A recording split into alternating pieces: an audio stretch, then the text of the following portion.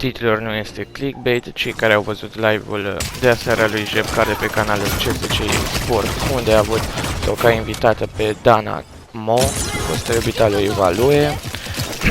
Acesta l-a acuzat pe Value de multe chestii, iar Value în dimineața următoare a făcut un clip cu titlul Răspunsul meu pentru Dana, în care nu a făcut nimic în afară de a spune că își cere scuze, că nu el a șters canalul de YouTube și că îi dorește multă sănătate. Nu a răspuns la alte acuzații făcute de Dana, printre ele fiind: eu mâncam produse care expirau în 2 zile, ca el să mănânce la mec. Și au mai fost și alte acuzații. Cea mai gravă din punctul meu de vedere a fost cea din seara în care Value a plecat acasă la tatăl său și a lăsat-o pe Dana într-o stare îngrozitoare. Toate lucrurile trebuie rezolvate într-un live face-to-face, deoarece tot acest tam-tam a fost publicat de ambii. Cel puțin așa mi s-ar părea mie normal, deoarece noi oamenii care ne uităm la ei și apreciem avem nevoie de mai multe explicații.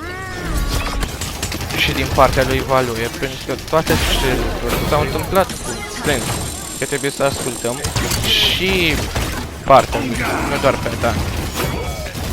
Eu nu am făcut acest video ca să arunc cu hate sau ceva de genul.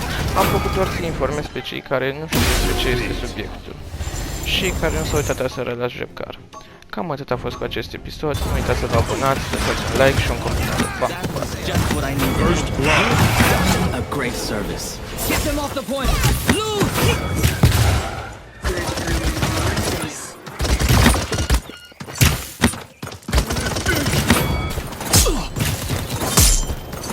Killing spree.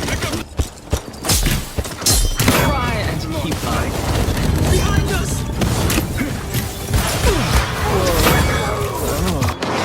Ik moretonte Draco!